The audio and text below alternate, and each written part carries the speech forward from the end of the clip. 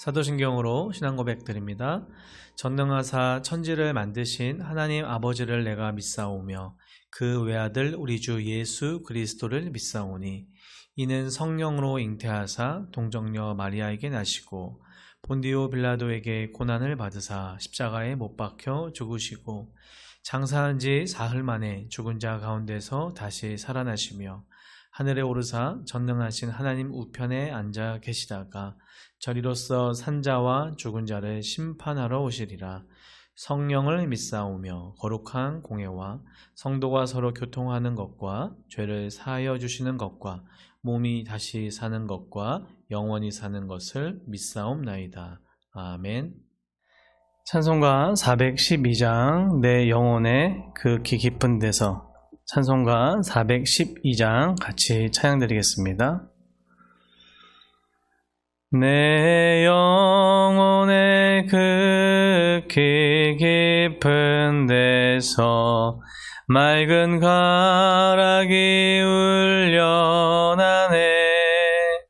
하늘 곡조가 언제나 흘러나와 내 영혼을 고이 싸네.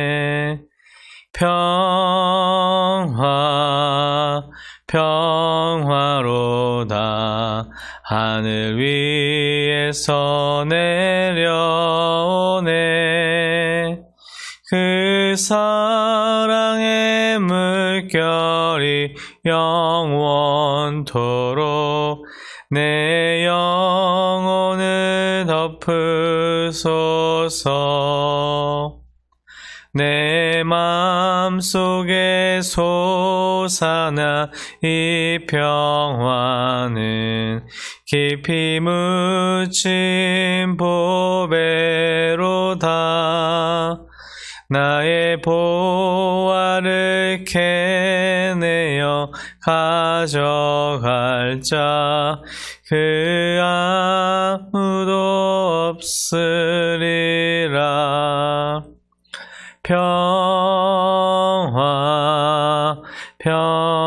평화로다. 하늘 위에서 내려오네. 그 사랑의 물결이 영원토록 내 영혼을 덮으소서. 내 영혼의 평화가 넘쳐남은 주의 큰 복을 받음이라. 내가 주야로 주님과 함께 있어 내 영혼이 편히 쉬네.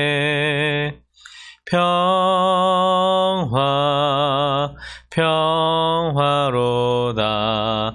하늘 위에서 내려오네. 그 사랑의 물결이 영원토록 내 영혼을 덮으소서.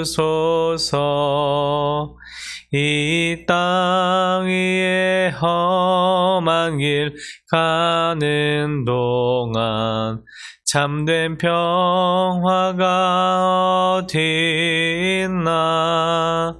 우리 모두 다 예수를 친구 삼아 참 평화를 누리겠네.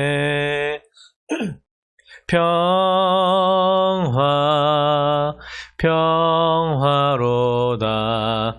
하늘 위에서 내려오네.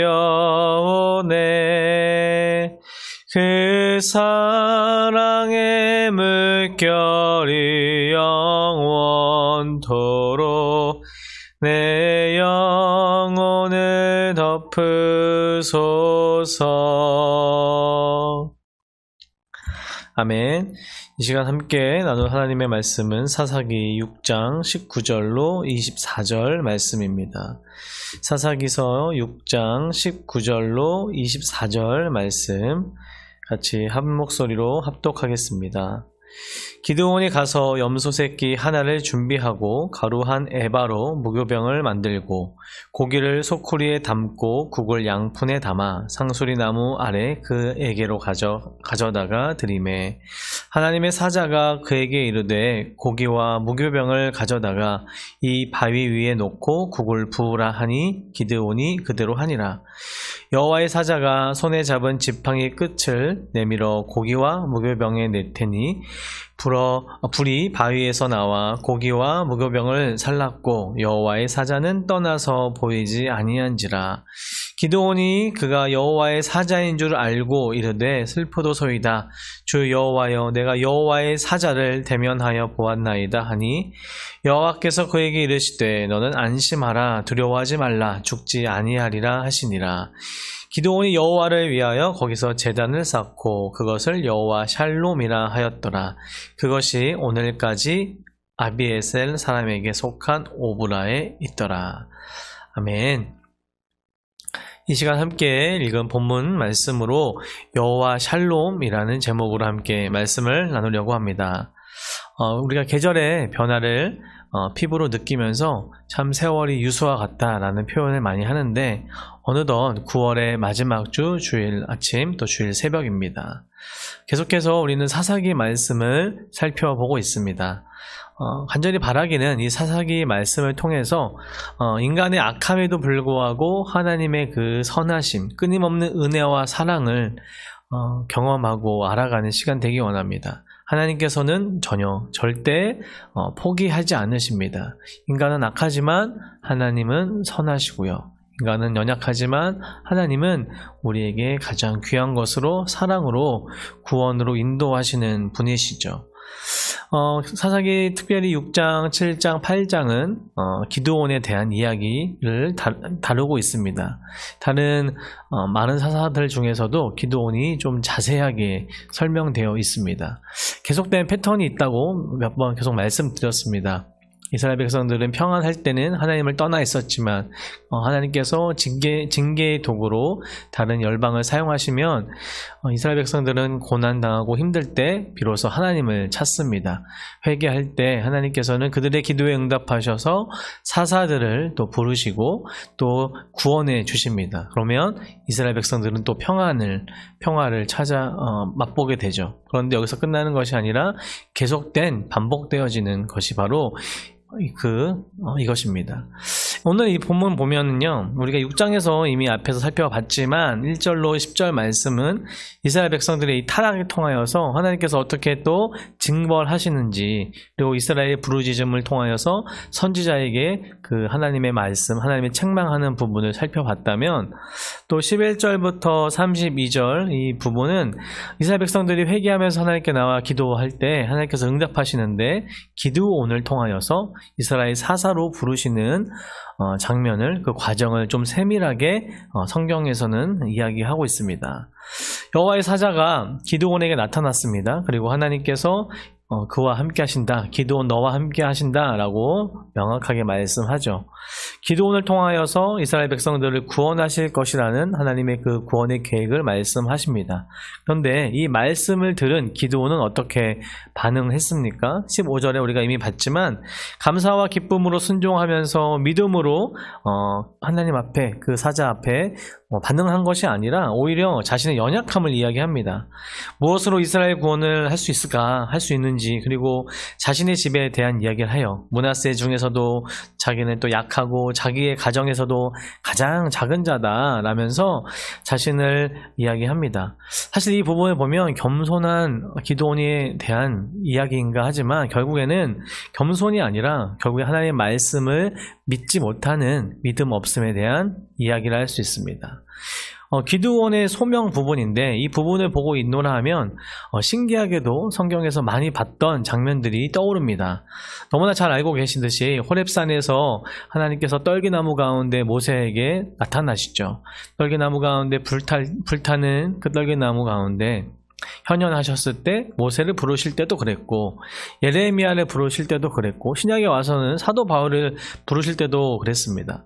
하나님께서요, 이 믿음의 사람들을 부르시는데 좀 비슷한 패턴이 있어요. 뭐냐면 하나님께서 부르시면 그들이 대상들이 어떻게 반응했냐면 자신의 연약함 또 부족함으로 인해서 거절하게 됩니다. 또 거부하게 돼요. 그러면 오히려 하나님께서 어떻게 하시죠? 마치 설득하는 장면이 계속 되는 겁니다. 하나님께서는 하나님의 일을 하시기 위해서 필요한 사람을 부르십니다. 하나님은 사람을 통하여 일하시죠. 그런데 그 사람은 약한 자였습니다. 그리고 연약한 자, 어떻게 보면 소외되고 그랬던 자들이죠. 하나님께서 어떻게 보면 이 부르시기만 하는 게 아니라 성경을 가만히 살펴보면 사람들을 통하여 일하시는 하나님께서 그 사람을 소명하실 때 그냥 단순히 불러주시는 것으로 끝나는 것이 아니라 무엇보다 능력을 그들에게 주시는 거죠. 가장 큰 능력이 무엇일까요? 어떤 은사들 그리고 여러 가지의 능력이 있겠지만 가장 큰 하나님의 능력이 무엇이냐 하면 하나님께서 명확하게 이야기하신 것은 동일하게 하나님께서 함께 하신다라는 것입니다. 사람은 하나님의 도구로 쓰임 받는 것뿐입니다. 어떠한 자격이 있어서도 아니죠. 전적인 하나님의 은혜인 것입니다. 저와 여러분은 동일하게 그냥 단순한 도구로 쓰임 받는 것이지 하나님께서 우리를 사용하시는 우리 주인 되신 그 하나님은 완전하시고 전능하시다라는 것을 우리는 성경을 통하여서 알 수 있습니다. 그런데 하나님께서요, 계속해서 기도를 통하여서도 말씀하시는 게 내가 반드시 너와 함께 한다 라고 말씀하십니다. 그렇다면 이 정도 했으면 적어도 감사하면서 아멘 하면서 하나님의 그 은혜를 생각하면서 받아들이고 하나님 일을 했으면 얼마나 좋았겠습니까? 그런데 기도는 거기서 끝나는 것이 아니라 또 다른 표징을 보여달라고 하는 것이죠. 끝까지 믿음 없음을 볼 수 있습니다. 하나님이 함께 하심에 대한 표징을 요구하는데 하나님께서는 그 표징에도 응답하시죠. 이스라엘을 괴롭히는 미디안의 막강한 군대를 파괴하실 것이라는 하나님의 약속은요, 아마 기드온이 아무리 생각해봐도 이성적으로 생각하고 아무리 계산해봐도 말이 안 되는 것이었기 때문에 아마 더 이런 믿음에 또 이런 하나님의 말씀에 대한 표징을 구했을 줄 생각됩니다. 사실 우리도 그런 것 같아요. 저와 여러분이 하나님 앞에 하나님 말씀은 명확하고 하나님 말씀이 너무나 살아있는 말씀, 진리의 말씀인 걸 믿고 알지만 때로는 우리가 표징을 구하지 않습니까? 좀 더 하나님의 확실한 그리고 하나님의 명확한 표징과 또 확실한 것을 보기 원하잖아요. 그런데 기드온도 그랬던 것이죠. 어떤 상황을 뛰어넘어 하나님께서 일하시는 것을 기드온은 보고 싶었던 것 같습니다. 그런데 또 그 이후에 보니까 19절에 보니까요, 기드온은 어떻게 그 표징을 또 준비하고 하나님께서 응답하시는가. 19절에 보니까 기드온이 가서 염소 새끼 하나를 준비하고 가루 한 에바로 무교병을 만들고 고기를 소쿠리에 담고 국을 양푼에 담아 상수리 나무 아래 그에게로 가져다가 드리매. 20절을 같이 읽어볼게요. 하나님의 사자가 그에게 이르되 고기와 무교병을 가져다가 이 바위 위에 놓고 국을 부으라 하니 기드온이 그대로 하니라. 기드온은요, 새끼 염소 그다음에 가루 한 에바로 무교병을 준비했고 고기를 소쿠리에 담아서 양푼을 국에 담아서 또 가지고 가죠. 이 에바라는 단어는요, 이 바구니라는 뜻입니다. 그러니까 어떤 물건 단위의 명칭이 에바입니다.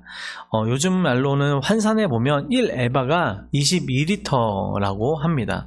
그러니까 엄청 많은 양인 거죠. 풍성하게 대접했던 것을 볼 수 있습니다. 그런데 당시가 어떤 상황이었다고 했습니까? 앞에서도 이미 살펴봤지만 미디안의 착취로 인해서 이스라엘 백성들이 너무나 힘든 상황이었습니다.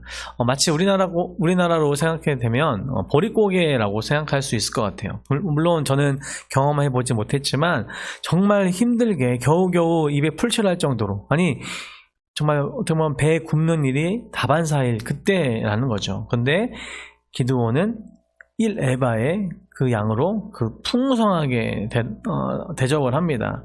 또한 무교병이 무엇입니까? 누룩이 들어가지 않은 빵을 무교병이라고 하죠. 구약에서 특별히 무교병은요, 출애굽을 상징하죠.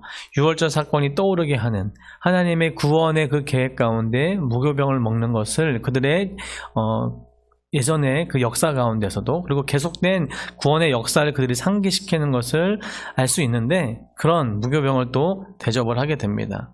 특별히 상수리 나무 아래에 있었던 하나님의 사자에게 그것을 가지고 갑니다. 상수리 나무가 참 성경에 많이 나옵니다. 보면 상수리 나무는 크고 넓은 가지가 있었던 엄청 컸던 나무인데 많은 사람들이 그 그늘 안에서 쉴 수 있었다고 해요. 그리고 워낙 크다 보니까 그 그늘이 있다 보니까 회의나 회집 장소로 아주 좋았던 곳이라고 합니다. 그런데 그곳에서 그렇게 좋은 곳에서 했던 것이 무엇이냐면 자연을 숭배하면서 나무를 숭배하기도 하고요. 오히려 이방 종교 의식, 우상 숭배의 제사가 그곳에서도 있었던 것입니다. 그러니까 이 이스라엘 백성들이 하나님을 버리고 아모리 족속이 섬긴 우상 숭배와 또 다른 이방의 우상들을 섬기면서 제사했던 곳 또한 마무리 상수리 나무, 또 상수리 나무의 그 아래에 있었던 것이죠. 그곳에 하나님의 사자가 있는 것입니다. 이제는 우상 숭배의 제사의 자리에서 하나님의 언약, 하나님의 말씀의 표징에 바로 이루어지는 것입니다. 하나님의 사자가 받은 이 하나님의 사자는요, 기드온이 가지고 온 이 모든 것을 어떻게 해요? 지팡이를 내고요, 이 모든 것이 불살라지게 됩니다. 하나님께서 그 제물을 받으셨다는 거죠. 그리고 하나님께서 살아계심을, 그리고 그 말씀이 그대로 이루어짐을 표징으로 하나님께서 이루어지신 겁니다. 물이 부어진 예물을 불로 태우시는 놀라운 이 초자연적인 방법으로 하나님께서 나타나시고 일하시고 있습니다. 그때 기드온의 드디어 반응이 나와요. 정말 그 살아계신 하나님, 거룩하신 하나님을 만났을 때 인간의 반응인데요. 22절을 같이 한번 읽어보겠습니다. 시작.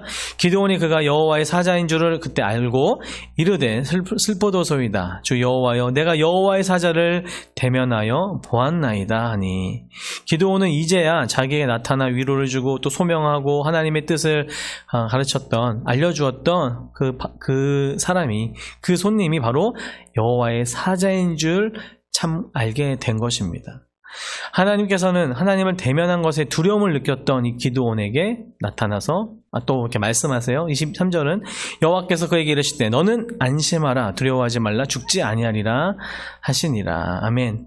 죄된 인간이 성부 하나님을 만나면 당연히 인간은 죽는다라고 생각되어졌습니다. 아니, 말씀에도 명확히 나와 있죠. 출애굽 말씀 33장 20절에 서두에 보면요, 또 이르시되 내가 내 얼굴을 보지 못하리니 나를 보고 살 자가 없음이라 라고 시작을 합니다. 거룩한 하나님을 인간이 어떻게 만날 수 있겠습니까? 거룩한 하나님을 만난다는 것은 이 죄된 인간에게는 죽음을 의미하는 거였습니다. 적어도 구약에는 계속된 그러한 사상들이 흘러갔던 것이고, 그렇지만 신약에 와서 어떻게 됐죠? 하나님께서 이제 모든 막힌 담을 헐으시고 휘장이 위에서 아래로 찢어진 것처럼 오직 예수 그리스도의 보혈의 은혜로 말미암아, 십자가의 은혜로 말미암아 우리가 주님께 나아간, 하나님께 나아가는 담대함을 얻게 된 것이죠. 예수 그리스도로 인하여서 하나님을 만나고 하나님께 나아갈 수 있게 된 것입니다. 24절, 오늘의 마지막인데 같이 마지막 읽고 마치기 원합니다. 같이 읽겠습니다. 시작. 기드온이 여호와를 위하여 거기서 제단을 쌓고 그것을 여호와 샬롬이라 하였더라. 그것이 오늘까지 아비에셀 사람에게 속한 오브라에 있더라. 아멘. 우리가 너무나 잘 알고 있는 여호와 샬롬, 이 샬롬이라는 단어가 여기도 나옵니다. 히브리어로 샬롬은 무엇이죠? 평화, 평강, 평안을 의미합니다. 일반적으로 요즘에도 그렇지만 인사말이에요. 안녕하세요, 또 평안하세요, 여호와 샬롬이라고 인사를 하는데 그 안에 있는 뜻은 무엇이죠? 우리에게 평안을 주시고 평강을 주시는 분은 여호와 하나님이다 라는 뜻입니다. 기드온의 그 하나님께 드렸던 제물을 드리고 증표를 보았던 그곳이 하나님과의 화해의 제단이 되었고 구원의 제단이 되면서 그곳에 바로 평안이 이루어지는 것을 본문에서 말씀하고 있습니다. 말씀을 정리하면서 마치려고 합니다. 특별히 사사기 6장은 기드온을 부르시는 하나님의 소명장이라 할 수 있는데, 하나님께서는 믿음이 없이 처음에 어떻게 보면 거부했던 이 기드온에게 계속해서 설득하고 계십니다. 모든 주권은 하나님께 있습니다. 그렇지만 인간을 통하여 일하시는 하나님께서 우리 인간에게 하나님의 일을 이루어 가시는데, 때로는 우리의 연약함, 때로는 우리의 믿음이 없을 때라도 하나님께서 우리를 설득하시는 거예요. 그리고 계속해서 하나님의 일에 동참하기 원하시는 겁니다. 혹시 우리 성도님들 가운데 하나님께서 어떻게 성도님들 가운데 소명하여 주시고 사명을 주십니까? 혹시 그것이 나의 생각이라고 생각하고 거부하시지 않습니까? 하나님께서 너무나 명확하게 우리가 말씀하시는데 그것이 마치 나의 믿음 없음, 나의 연약함을 계속 이야기하면서 피하고 계시진 않습니까? 하나님께서는 우리 개개인에게, 성도님 한 분 한 분에게 하나님께서 불러주시고 또한 사명을 주신 줄 믿습니다. 그리고 그 소명을 이루어 가시는 분이 바로 하나님이시라는 겁니다.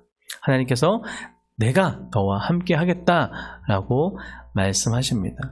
우리가 이 세상 살아갈 때 하나님의 소명과 사명을 잃어버린 채 살아가고 있지 않은가 생각해 봅니다. 다시 한번 우리를 불러주시고 우리 개개인을 통하여서 은사와 은혜를 주시면서 하나님의 귀한 사역에 동참케 원하시는 그 하나님의 말씀, 하나님의 음성에 귀 기울이는 저와 여러분들에게 소원합니다. 그리고 진정한 능력은 여호와 샬롬 되신 그 하나님이 우리와 함께 하시다는 겁니다. 그 평강의 하나님, 주님과 함께 할 때 어떤 두려움 그리고 어떠한 불가능도 없을 줄 믿습니다.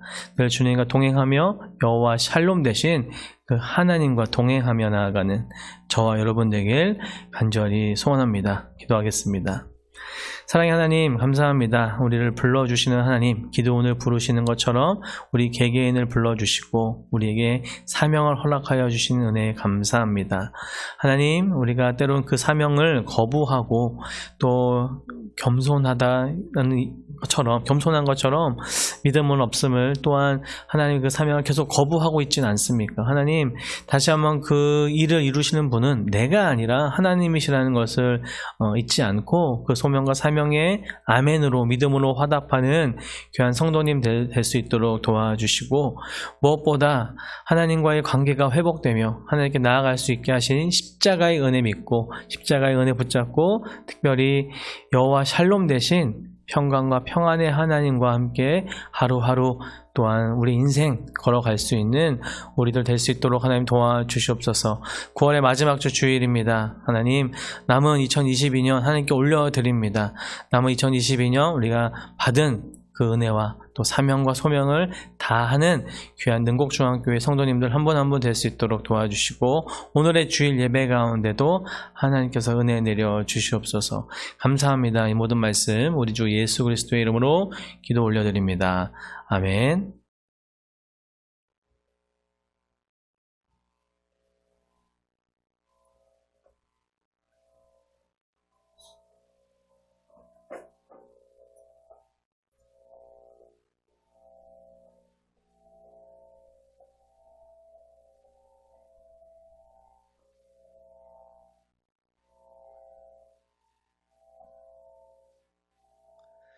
하늘에 계신 우리 아버지여, 이름이 거룩히 여김을 받으시오며 나라의 임하옵시며 뜻이 하늘에서 이룬 것 같이 땅에서도 이루어지이다. 오늘날 우리에게 일용할 양식을 주옵시고 우리가 우리에게 죄 지은 자를 사하여 준 것 같이 우리 죄를 사하여 주옵시고 우리를 시험에 들게 하지 마옵시고 다만 악에서 구하옵소서. 대개의 나라와 권세와 영광이 아버지께 영원히 있사옵나이다. 아멘.